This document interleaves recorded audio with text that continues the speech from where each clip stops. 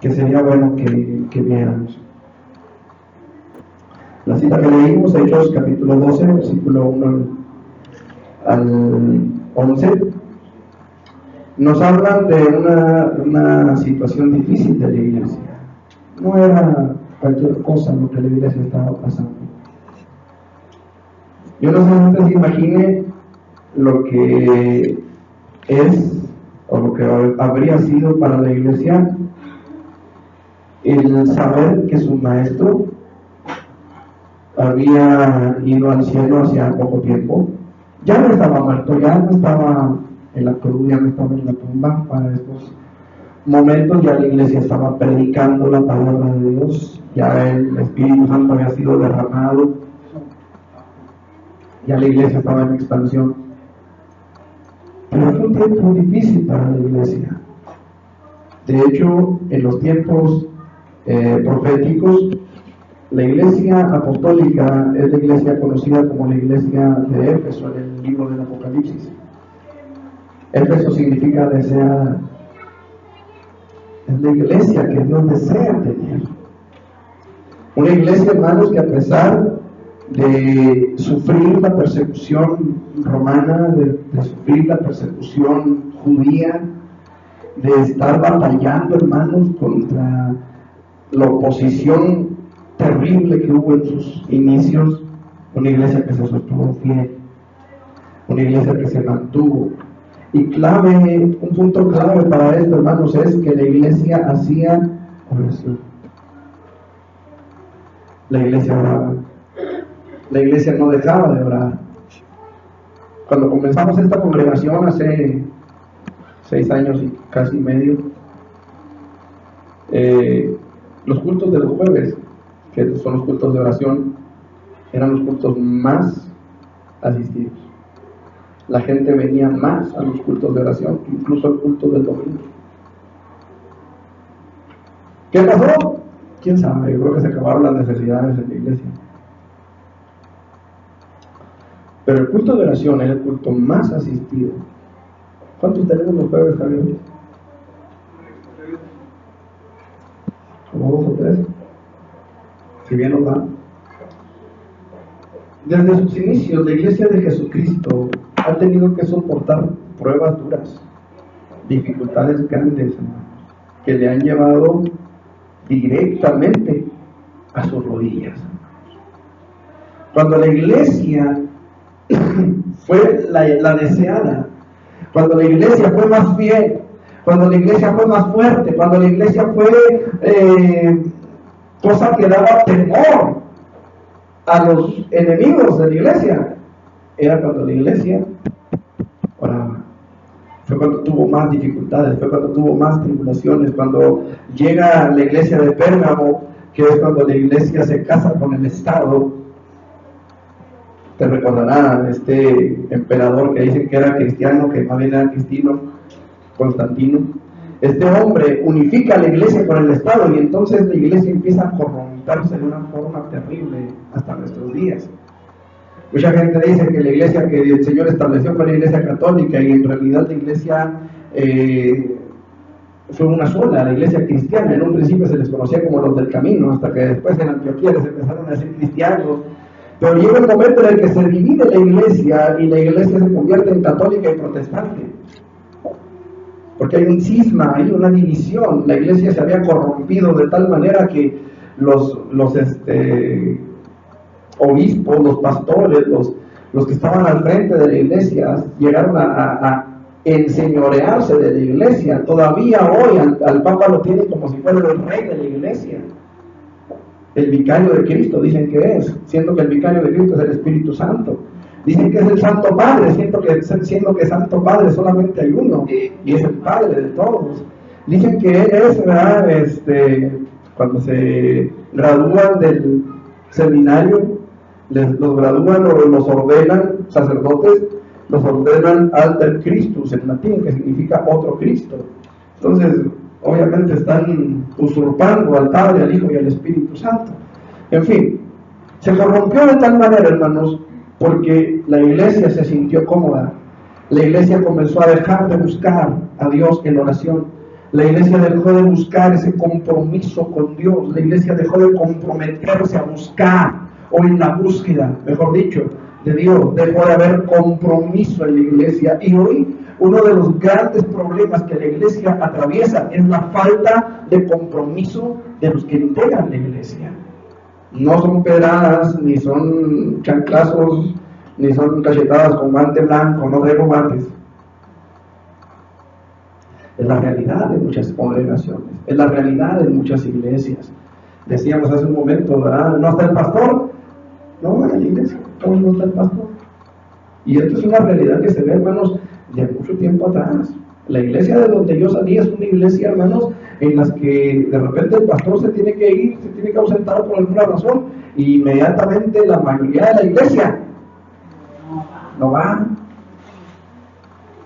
Y aquí hay personas que vienen de allá, por eso, o sea, no estoy mintiendo. ¿Me explico? Aquí hay dos personas que vienen de allá, que no me dejarán mentir, no dejarán que mi testimonio sea fraudulento o falso.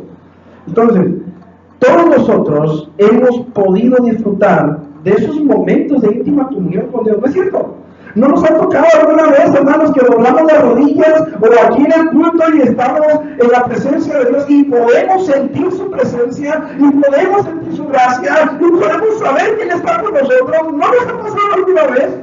Y hemos derramado nuestro corazón delante de Él, hemos podido disfrutar su caricia, hemos podido disfrutar su presencia, y la mano poderosa de Dios se ha dejado sentir sobre nosotros, contrario a lo que muchos pudieran decir o pensar o creer. La oración, hermanos amados, es mucho más que empezar a hablarle al aire o que empezar a hablar a la nada. La oración, hermanos, no consiste en repetir como pericos algo que nos aprendimos de memoria y que no entendemos ni lo que estamos diciendo. ¿Alguno de ustedes le tocó alguna vez decir Dios te salve María, el Señor es contigo, llena eres de gracia? ¿Sí le tocó? ¿No? A mí sí. A mí sí me tocó. Ahora, razonando un poco, meditando un poco, decimos, Dios te salve María. Dios te salve, ¿de qué? ¿Por qué? ¿Por qué la tiene que salvar? ¿Que no es inmaculada? O sea, sin pecado, sin mancha, eso significa inmaculada. Sin mancha. Entonces, ¿de qué la tiene que salvar si es inmaculada? El Señor es contigo, dice. Y es cierto. El Señor es con todos y cada uno de nosotros. Le dicen, llena eres de gracia, el Señor es contigo. ¿Qué es eso de llena eres de gracia? Muchos lo dijimos, de memoria mucho tiempo. ¿Qué es la gracia? ¿Que no es un favor que no merecemos? Eso es la gracia.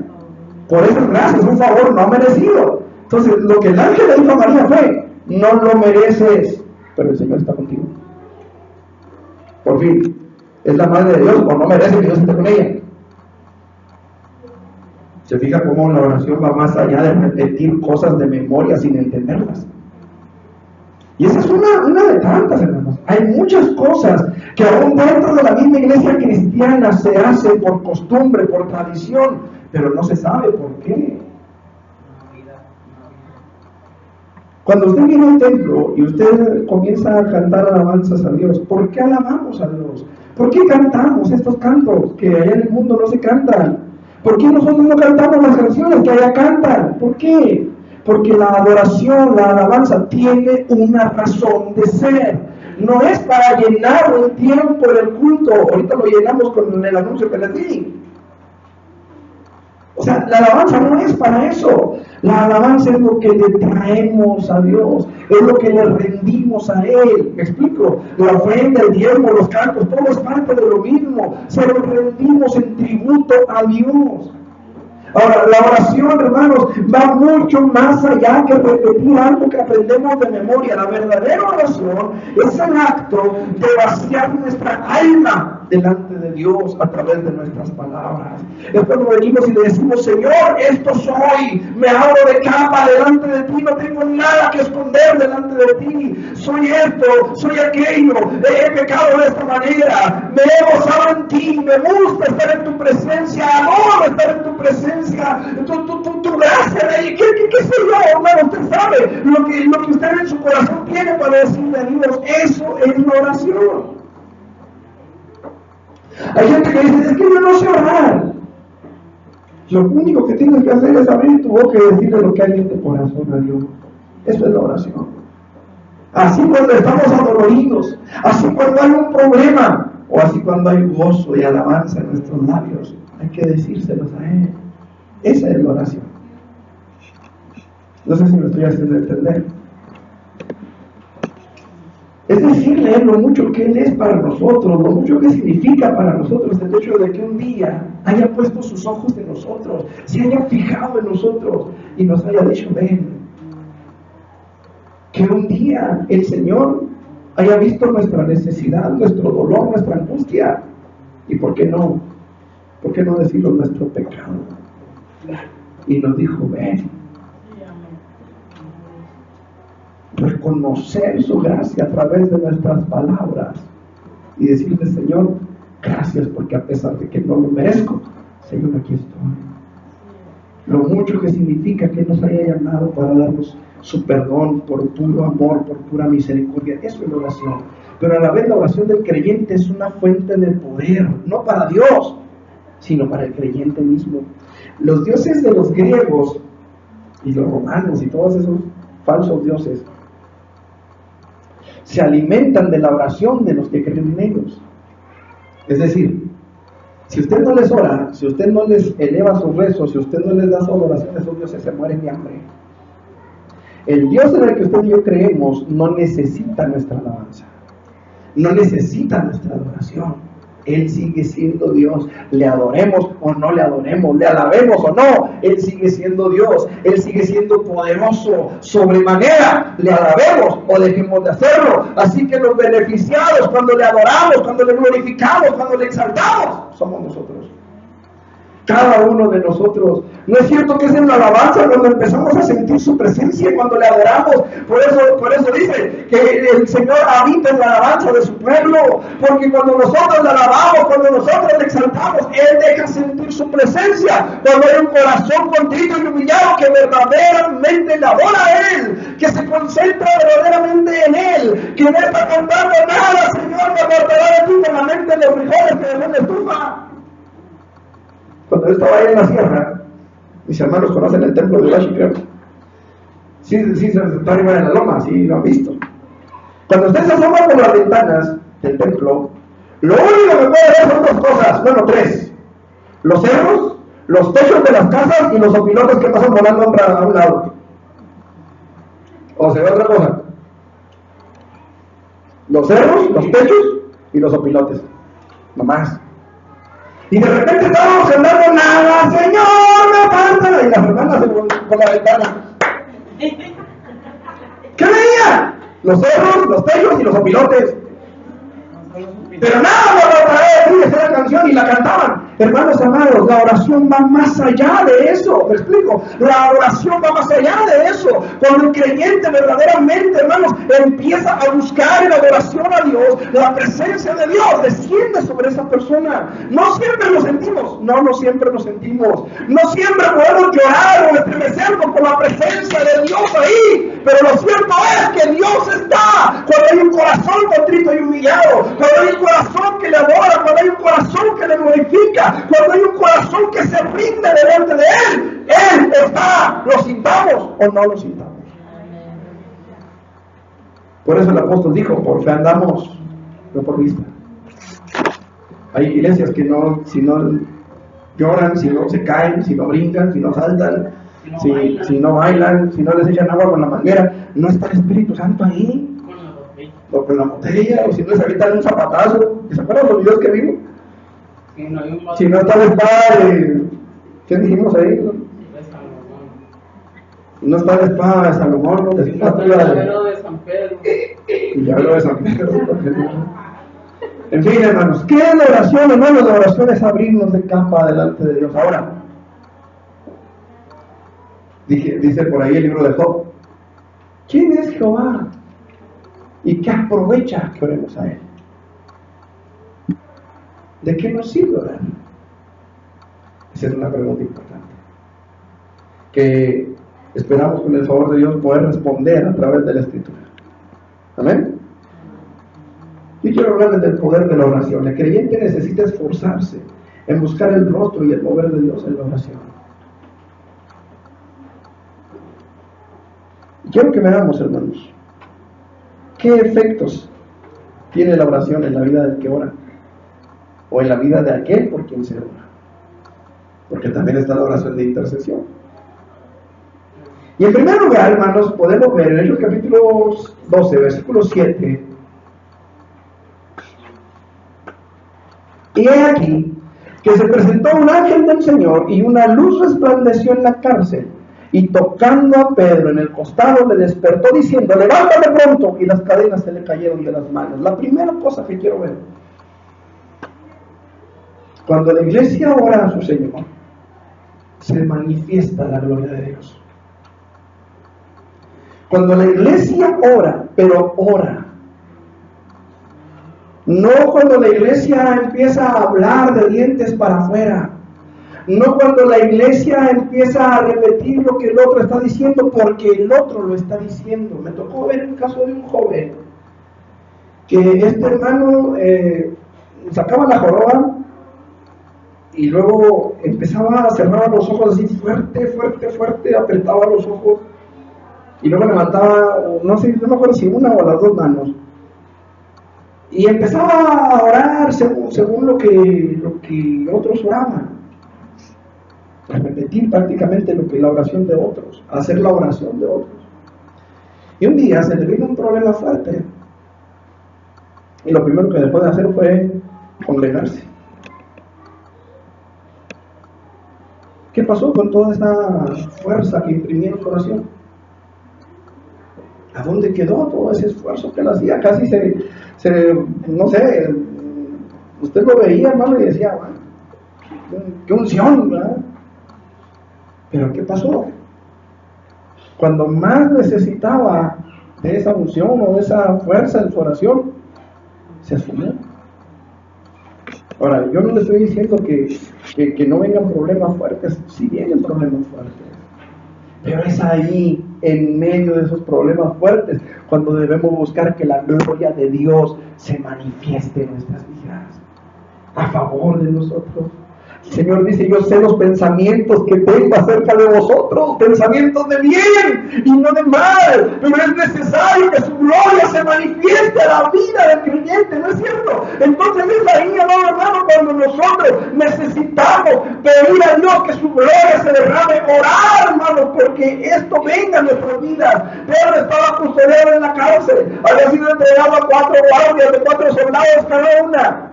Fíjese bien, porque luego no falta el erudito que todo lo sabe y la riega en esto. Dice la palabra del Señor que cuando llegó la noche, Pedro estaba en la cárcel, dice, entre 2 soldados, sujeto con 2 cadenas, y los guardas delante de la puerta custodiaban la cárcel. Fíjense bien, aquí estamos hablando de una guardia de 4 soldados. Quiere decir que se turnaban los soldados para cuidar a Pedro. No estaban todas las guardias ahí, ¿verdad?, sobre Pedro, no, hermano. Había turnos en la guardia. ¿Por qué yo digo esto? Porque de repente no va a faltar el que decía, a ver, dice que 4 guardias de 4 soldados cada una y no va a ser una. Había turnos, hermanos. ¿Me explico? Esto lo digo porque de repente no falta el iluminado, ¿verdad?, que sale ahí en National Geographic o en Discovery o en otro canal, ¿verdad?, saliendo y salen con sus tonterías. Había 4 turnos, hermanos, por eso eran 4 guardias. ¿Cuánto dura, hermanos, la guardia de un soldado en el cuartel? 12 horas. Estamos hablando aquí, hermanos, de que los soldados trabajaban un turno y descansaban 3. ¿Me explico? Porque eran turnos de 12 horas. Todavía se usan esos turnos. Entonces, ¿sí estamos entendiendo por qué la explicación? Porque de repente nos falta el iluminado que quiere encontrarle mitos a la Biblia. Allá en Urashi yo tuve que regañar a 2 hermanos, sí les he comentado, ¿no? Cantaban una canción que decía: a mí no me espanta el diablo, se me hace que es puro mito, nomás que se me aparezca, ya verán cómo le claro, ¿no? Y dicen: a mí no me espanta el diablo, dice, se me hace que es puro mito. ¿Saben lo que es un mito? Es una mentira. Entonces, si el diablo es puro mito, ¿qué más en la Biblia es puro mito? Y hay gente que se la pasa buscándole mitos a la palabra. Por eso está este paréntesis, ¿verdad? Volvemos al punto, hermanos, por favor. Pedro estaba envuelto en un buen lío. ¿Sí o no? Herodes, según lo que acabamos de leer, acababa de matar a Jacobo, lo mató a espada. Jacobo era el hermano del Señor Jesús. Y matan a Jacobo y quieren matar también a Pedro. Ojo, Jacobo no era de los apóstoles, era un pastor en Jerusalén, pero no era de los 12 apóstoles. Porque también esa es otra, ¿verdad? Bueno, ya lo veremos cuando lleguemos ahí. Pero esa es otra cosa, ¿verdad? Que de repente quieren hacer apóstoles a unos que no son y arcángeles a otros que tampoco son, ¿verdad? Gabriel no era arcángel, era ángel. Y en fin, de repente queremos subir de rango a las personas. Eso no me vale. En fin, Jacobo, hermanos, había estado en la cárcel y cuando Herodes vio que su muerte había agradado a los judíos, arresta a Pedro también para que corriera la misma suerte, es decir, también quería matar a Pedro. Así que Pedro necesitaba ayuda urgentemente, hermanos. No era de que, pues, hermanos, les encargo que oren por mí porque tengo un cáncer. Sí, yo quiero trabajar por usted, hermano. Porque todo el mundo nos comprometemos a orar, ¿verdad? Y de repente, ¿quién ora por...? De repente se levanta la persona, ¿verdad? El Señor la sana por pura gracia, por pura misericordia, y le da gracias a los que estuvieron orando por mí y todos,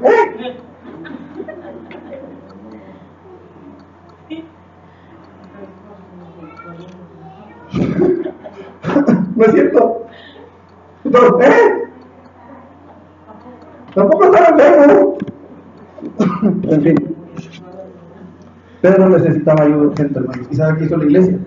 Oró. La iglesia no fue separada frente del Palacio de Gobierno a protestar contra los matrimonios gay. La iglesia no fue separada frente del Palacio de Gobierno a protestar en contra del aborto. La iglesia no fue y se paró a cantar 2 horas en el Palomar para quitar la ley anti no sé qué, porque eso es lo que hacemos, ¿no es cierto? La iglesia de nuestro tiempo, eso hace que vamos a hacer un evento por la familia, ¿verdad? Y van y mandan traer cantantes que se paren en el Palomar y toda la iglesia en el Palomar cante y cante. ¿Y qué fruto deja? Los locos cantando en el Palomar y hizo mucho frío y se acabó el concierto y luego la iglesia, hermano, se puso a orar por Pedro. La iglesia dobló la rodilla. La iglesia empezó a clamar porque la gloria de Dios se manifestara. Y la gloria de Dios se manifestó. ¿Dónde? Donde estaba Pedro, en la cárcel. ¿Qué necesidad tenemos de que la gloria de Dios se manifieste en el Palomar? Cuando donde se están legislando las leyes es en el Congreso. No sé si me estoy haciendo entender. ¿Qué necesidad tenemos de alborotar a la iglesia, a un concierto, a un evento masivo, cuando las leyes están legislándose en el Congreso y la iglesia no está buscando que la gloria de Dios se manifieste? Hermanos amados, leyes como la del aborto, como la de los matrimonios homosexuales, como tantas y tantas barbaridades que se han visto en nuestras leyes, en nuestros gobiernos, tendrían una mejor solución si la iglesia clamara delante de Dios por sus gobernantes. Dale sabiduría, Señor, dale de tu gracia, Padre, enséñanos a gobernar. Pero en lugar de eso, estamos criticando a Peña Nieto, criticando a López Obrador, criticando a Corral, criticando a las vacas que están en el corral, criticando a todo el mundo, en lugar de doblar la rodilla y clamar delante de Dios porque su gloria se manifieste. Pedro necesitaba ayuda, pero como dijo aquel, ¿y ahora quién podrá ayudarnos? ¿Quién podrá defendernos?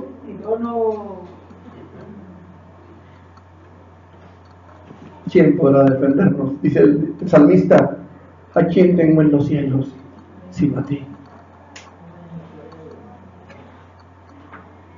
Así que ¿quién podrá defendernos a nosotros como iglesia? El Rey de Reyes, el Señor de Señores, el Príncipe de Paz, nuestro escudo, nuestro escudero es Él. Toda buena dádiva y todo don perfecto, dice la palabra, descienden de lo alto del Padre de las luces, en el cual no hay mudanza ni sombra de variación. En Él está nuestro escudo, en Él nuestro socorro, de Él dependemos porque de Él somos y para Él nos compró. No sé si me estoy haciendo entender, hermano. Qué importante es que la iglesia haga oración. La iglesia hacía oración por él. La iglesia estaba metida en oración, clamando delante de Dios por Pedro, suplicando su misericordia. Y entonces sucedió. La gloria del Señor se manifestó. Dice, se presentó un ángel del Señor y una luz resplandeció en la cárcel. La gloria de Dios estaba ahí. La gloria de Dios estaba ahí. A veces la iglesia de nuestro tiempo parece olvidar el poder de la oración, y muchas veces hasta parecemos olvidar que Dios mismo nos dice: clama a mí y yo te responderé. Clama a mí y yo te responderé. Pero fíjese bien, no dice clamen. Jeremías capítulo 33, versículo 3, no dice clamen, dice tú, clama, tú, y yo te responderé. ¿Se fija cómo es uno a uno? Tenemos problemas en el matrimonio, no dice clamen, dice tú, clama a mí, y yo te responderé. Es que mi esposa no se quiere juntar conmigo a orar. Es que mi esposo no quiere juntarse conmigo a orar. Dice, clama, clama, clama. Yo te voy a responder, pero tú clama a mí. No clames a otros dioses. No clames al pastor. ¡Ay, el pastor, venga, ayúdame a orar porque fulanito se está endemoniando! Ora, clama, clama a mí. Y yo te responderé. Tú clama. Tú, porque mi relación es contigo, porque mi trato es contigo, porque mi voluntad es para contigo, en lo particular. ¿O qué no dice la palabra que el Señor llama a las estrellas a cada una por su nombre y ni una faltará? El trato de Dios es uno a uno. Siempre ha sido así y siempre va a ser así. Es uno a uno. Clama a mí y yo te responderé. Hoy es el día en que debemos recordar que la gloria del Señor se manifiesta cuando la iglesia de Jesucristo dispone su corazón a la oración. Cuando la iglesia de Dios se humilla para clamar delante de su Dios y de nadie más. No sé si me estoy haciendo entender. Elías, primero de Reyes, capítulo 18.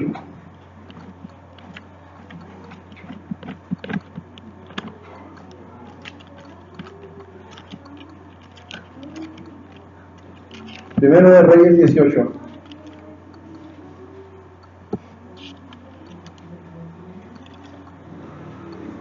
Del 32 al 18.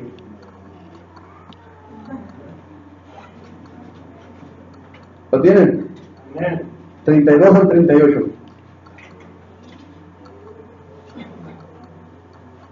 Dice la palabra de la siguiente manera: edificó con las piedras un altar en el nombre de ¿quién? De Jehová. ¿Qué dijimos en el estudio de Génesis? ¿Qué dijimos que significaba levantar un altar? Hacer un pacto. Me hace que me regreso al capítulo 1 otra vez. Ya estamos casi terminando Génesis, después de 2 años y medio. ¿Qué significa levantar un altar, hermano? ¿Ya se acuerdan? Se me hace que nos regresamos, hermano. No. Levantar un altar siempre tiene que ver con hacer oración. La oración, hermano. El altar siempre va a representar la oración. Otro año con versículo 1. Siempre la oración, hermanos, está representada en el altar, siempre. ¿Se acuerdan? En el tabernáculo había un altar de los holocaustos, había un altar del incienso. El incienso representa las oraciones de los santos. El altar en el Antiguo Testamento siempre va a representar, entre otras cosas, la oración. Representa la entrega, la consagración, el sacrificio, pero representa la oración. El hacer un altar siempre tiene que ver con la oración. Siempre el altar está relacionado con la oración. Aquí no tenemos, pero cuando el Señor nos conceda tener un altar, en el altar vendremos a orar, vendremos a postrarnos delante del Señor. De eso se trata el altar. Amén. Y dice la palabra del Señor que Elías edificó con las piedras un altar en el nombre de Jehová. Después hizo una zanja alrededor del altar en que cupieran 2 medidas de grano. Preparó luego la leña y cortó el buey en pedazos y lo puso sobre la leña. Y dijo: llenen 4 cántaros de agua y derrámenla sobre el holocausto y sobre la leña. Y dijo: háganlo otra vez. Y otra vez lo hicieron. Y dijo: hacedlo la tercera vez. Y lo hicieron la tercera vez. De manera que el agua corría alrededor del altar y también se había llenado de agua la zanja. Y cuando llegó la hora de ofrecer el holocausto, se acercó el profeta Elías y dijo: Jehová, Dios de Abraham, de Isaac y de Israel, se hoy manifiesto que tú eres Dios en Israel. ¿Qué estaba haciendo? Dice que Elías, ¿qué estaba haciendo ahí? Estaba haciendo oración. Fíjense bien. Sea hoy manifiesto que tú eres Dios en Israel y que yo soy tu siervo y que por mandato tuyo he hecho todas estas cosas. Respóndeme, Jehová, respóndeme, para que conozca este pueblo que tú, Jehová, eres el Dios y que tú vuelves a ti el corazón de ellos. Fíjese que no dice para que todo el mundo sepa que yo soy el ungido de Jehová, para que todo el mundo sepa que yo soy el apóstol, para que todo el mundo sepa que por mi mano se hecho esto. No, él dice para que todo el mundo conozca que tú, Jehová, eres el Dios y que tú vuelves a ti el corazón de ellos. Él estaba buscando la gloria de Dios, no estaba buscando su propia gloria. ¿Qué pasó? Entonces, versículo 38, cayó fuego de Jehová y consumió el holocausto, la leña, las piedras y el polvo, y aún lamió el agua que estaba en la zanja. La gloria de Jehová se manifestó porque hubo uno. ¿Cuántos estaban ahí orando? ¿Cuántos profetas de Baal había? ¿Se acuerdan? 4 y algo. 450. Orándole a los falsos dioses. 450. Orándole a Astarte, la reina del cielo. Fíjense bien, hermanos. ¿Desde dónde viene esa la reina del cielo? Desde Babilonia. Por ahí hay una aquí en México que le dicen la reina del cielo y emperatriz de América. Eso de la reina del cielo viene desde allá, hermanos. Astarte era la reina del cielo y cocían tortas de pasas. Y incluso la palabra de Dios dice por ahí, creo que en Ezequiel, si mal no recuerdo, las mujeres recogen la masa, los hijos recogen la leña y los padres, dice, adoran, ¿verdad? También ahí al darle espalda al templo. Y no recuerdo exactamente las palabras, pero habla de que todos estaban rindiéndole culto a la reina del cielo. ¿Cómo que nos vemos? Y emperatriz de un continente que no. ¿Quién? Astarte. O Astarot, también así. Sí, tiene como 4 variantes. Istar también, de ahí viene el nombre de Esther también.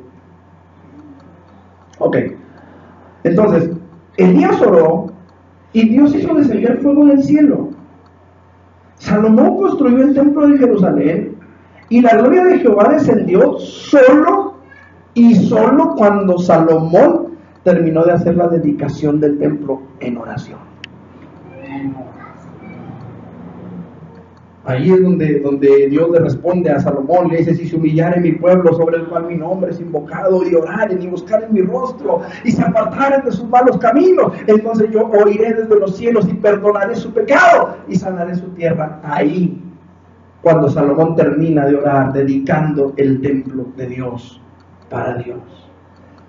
Hay una palabra, hablando del apóstol Pablo, que dice: o ignoráis que sois templo del Espíritu Santo, el cual tenéis de Dios y que no sois vuestros. Fíjense qué tremendo está esto. Salomón edifica el templo para Jehová y lo dedica a Jehová en oración, y la gloria de Dios llenó el templo. Usted y yo somos templos. ¿Qué le parece si le dedicamos ese templo al Señor? Para que la gloria de Dios llene nuestras vidas. Es tiempo, hermano, de buscar que la gloria de Dios nos llene, satisfaga nuestras necesidades en todo tiempo. Pero necesitamos buscarlo en oración, comprometernos con Él en oración. buscarle en oración. Olvídese un rato de la Rosa de Guadalupe. Olvídese un rato de que va a pelear el Canelo. Sí, como en diciembre, creo. Se les cayó la lengua. ¡Qué bárbaro!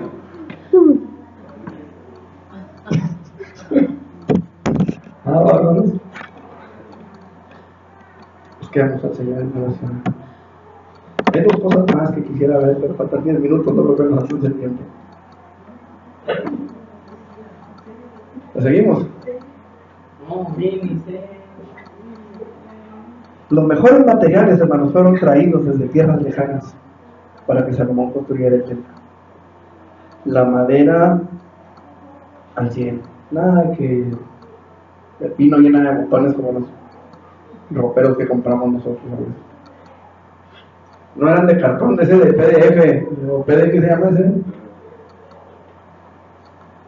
Que de repente usted va a ir a la mueblería y compra un ropero, ¿va? Y cuando usted abre los cajones son puro cartón, puro PDF.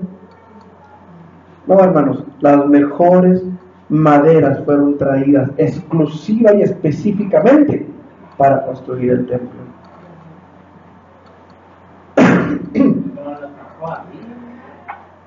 Y también Salomón contrató a Tiro, al rey de Tiro, para que trajeran madera de sándalo y madera de los cipreses y de cedro. Y el cedro huele muy bonito, constantemente, o sea, siempre. Ajá. Ahora, aun cuando el mejor templo que el pueblo de Israel ha tenido a lo largo de toda su historia, porque el templo que Salomón construyó fue el mejor, el más glorioso templo que Israel ha tenido. No han podido tener un templo igual, a pesar de que el templo de Herodes era más grande, pero no fue mayor en gloria. El mejor templo que Israel ha tenido fue el templo que Salomón edificó. No obstante, la gloria de Jehová no descendió, no se manifestó, ni llenó el templo hasta que Salomón terminó de orar. Hasta que Salomón terminó de orar. ¿Sabe usted cuál es la corona de la creación? ¿De quién dicen que de quién se dice que es la corona de la creación? ¿Ah? El ser humano. Ni los ángeles. ¿Y sabe por qué ni los ángeles? Porque de los ángeles Dios no dijo, hagamos a los ángeles a nuestra imagen y semejanza. Pero del hombre sí. Con sus manos. Y con sus manos. No dijo, sea el hombre un ser viviente en la tierra. No. Dijo, hagamos. Y tomó tierra, tomó barro, hizo barro con el polvo de la tierra y nos dio forma. Y sopló en nuestra nariz aliento de vida. Y fue el ser humano, un alma viviente, un ser viviente. Fíjense qué precioso es esto, hermanos. Por eso es que el ser humano es la corona de la creación. Ahora, eso no quiere decir que todos los seres humanos estemos llenos de la gloria de Dios. Como templos vivos del Espíritu, no todos los templos están llenos. Hay templos que están llenos de idolatría, de perversidad. Hablábamos este martes pasado del pecado de Judá.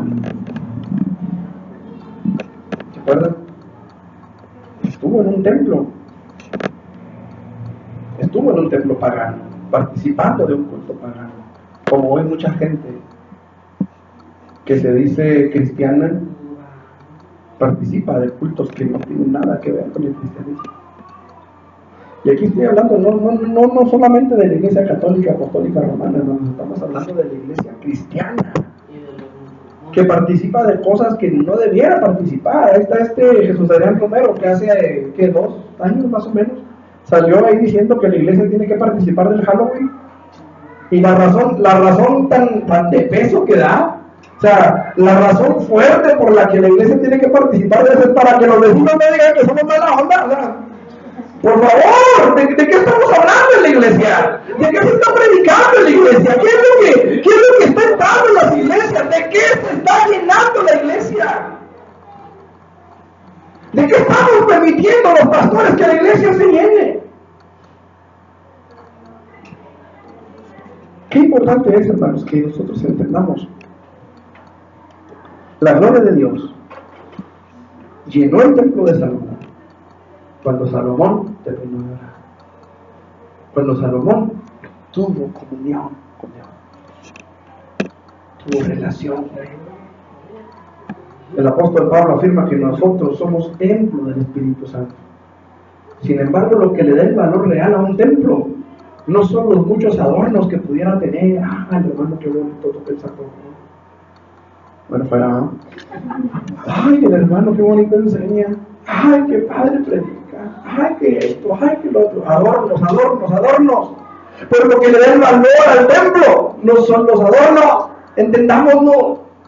Es la presencia de Dios en nuestras vidas.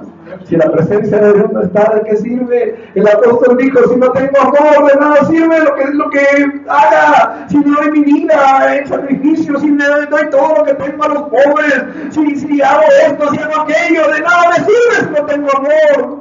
Y la Biblia dice que Dios es amor. Si no lo tengo a Él, ¿de qué sirve que estemos aquí?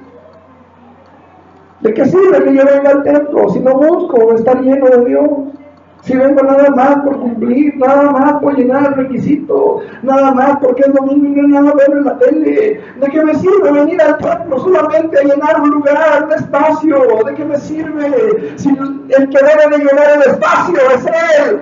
Pero no el espacio en el templo, no el espacio en esta casa que tengo a las paredes, sino el espacio en mi corazón. En el lugar que a Él le corresponde, en su templo. Dijo alguna vez un hermano, estamos tan acostumbrados a ver a Jesús en el crucifijo, que todavía después de cristianos queremos tenerlo a Él en la cruz, mientras nosotros estamos en el trono de nuestro corazón. Y debiera ser al revés. Él debiera estar en el trono de nuestro corazón y nosotros en esa cruz. Ahí en nuestro corazón. Pablo dijo, con Cristo estoy juntamente crucificado. Y ya no vivo yo, mas Cristo vive. Hermano, lo que le da el valor real a un templo no son los utensilios que en el culto se utilizan. Que aquí sí hay una orquesta completa, dijo una hermana. Allá en aquella iglesia, una hermana que llegó y me dijo, hermano, estoy evangelizando a un doctor. Sí, hermana, qué bueno. Y después llegó, hermano, voy a invitar al doctor a la iglesia. Estábamos allá en el parque. Sí, hermana, qué bueno, cuando guste, ¿verdad? No, pero aquí no, hermano. Allá para viva, porque allá tienen un grupo grande de orquesta, ¿verdad? Y tienen muchos instrumentos, y tienen mucho no sé qué. Yo dije, pues gloria a Dios, ¿verdad? Llévelo. A mí no me afecta, dije, por ahí me mandó. Total que después de un concierto y venía toda defraudada la hermana porque no le ministraron. Dijo, no, se subió, cantó y se fue, ni Dios le entendía, dijo. Es que lo que nos da valor, hermano, no es los utensilios, no es un membrete que nos colgamos aquí en el pecho, ¿verdad? Como aquellos que salió en una película, uno que decía aquí ciego, ¿verdad? Y por allá chocan y dicen, el demonio tuvo la culpa, yo lo vi, y no le hacen señas hacia el pecho y se lo conté y sordo. A veces nosotros nos colgamos el membrete que era cristiano. Sí, yo soy cristiano y traigo la Biblia como desodorante, acá abajo. No, hermanos, lo que nos da valor es la presencia de Dios en nuestras vidas, no una Biblia en la mano. Qué bueno que la traigamos, qué bueno que la leamos, qué bueno que la escudriñemos. Les decía una vez, mi esposa una vez, una señora la felicitó, todavía no éramos ni novios, la felicitó una señora en un puesto donde vendían sodas en bolsa, ahí afuera del M. Quevedo. Y le dijo, oiga, hijo, ¿y cómo trae marcada su Biblia? Él traía remarcadas con marcadores de diferentes colores la Biblia, versículos por todos lados marcados. Y el aire abrió la Biblia, no sé qué le tira, el aire la abrió. Y la señora vio la Biblia estaba marcada y dijo, oiga, ¿usted sí lee la Biblia? Estaba toda asombrada la señora. Hermanos, lo que nos da el valor como hijos de Dios es que su presencia está en nosotros. Cuando la iglesia ora, hermanos, cuando la iglesia se dispone a orar, la gloria de Dios llena la iglesia, desciende sobre la iglesia. ¿Quieren que les diga? Me quedan 2 puntos todavía.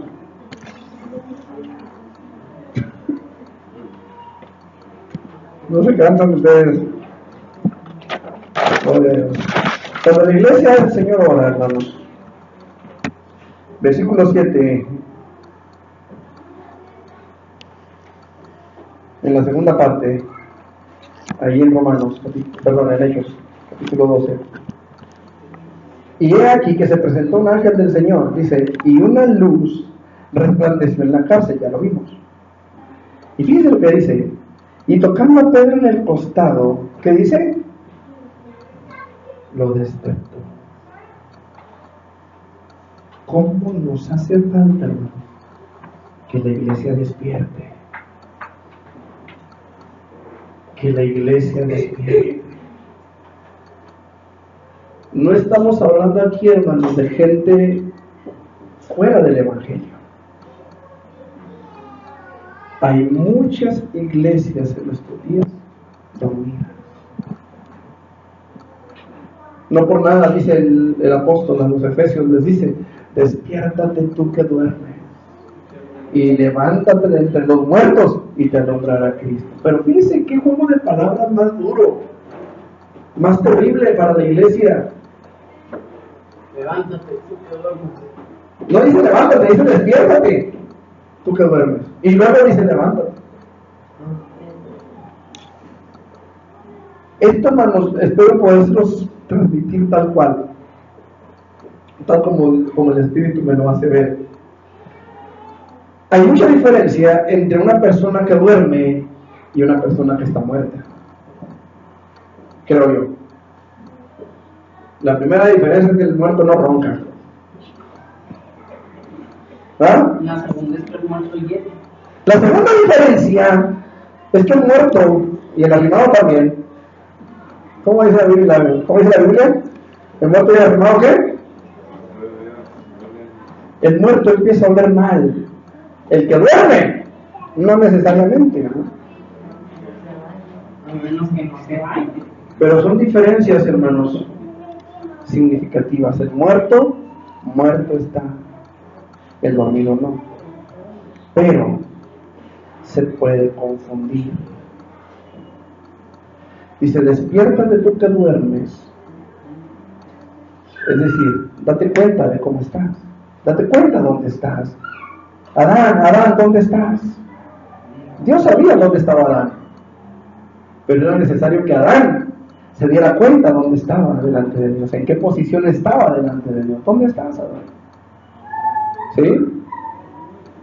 Despiértate tú que duermes. Reacciona. Y luego dice, ya que te diste cuenta dónde estás, levántate. ¿De dónde? ¿De entre los que duermen? De entre los muertos. Hoy hay mucha iglesia que está dormida en la comodidad de un cristianismo light, mediocre, sin profundidad, sin relación con Dios, que se conforman con que son miembros de una congregación y no saben o no han entendido o se les ha olvidado que hay algo más glorioso que ser miembro de una congregación cristiana, y es estar en la presencia del Padre. No sé, hermano, me gustaría que esto lo viera por la próxima semana, ya no voy a terminar. ¿Qué les parece si hacemos una serie? Yo sé que las series a muchos no les gustan nada, pero para poder ver esto a profundidad, ¿les parece? Porque todavía son 2 cosas que quiero ver y me gustaría verlas bien a profundidad. ¿Les parece? ¿O quieren que les mencione la tercera y acabamos? ¿Qué les parece si mejor vamos a profundidad? Ustedes díganme. Porque yo creo, hermanos, que la oración es necesaria en la iglesia. Queremos que la gloria de Dios se manifieste en nuestros días. Vamos a buscarla. Vamos a buscarla. Y las otras se nos decimos la próxima semana. Amén. Váyanse con esto, hermano. La iglesia también necesita despertar. Y lo vamos a ver la próxima semana. Amén. Vamos a ponernos sobre nuestros pies, hermanos.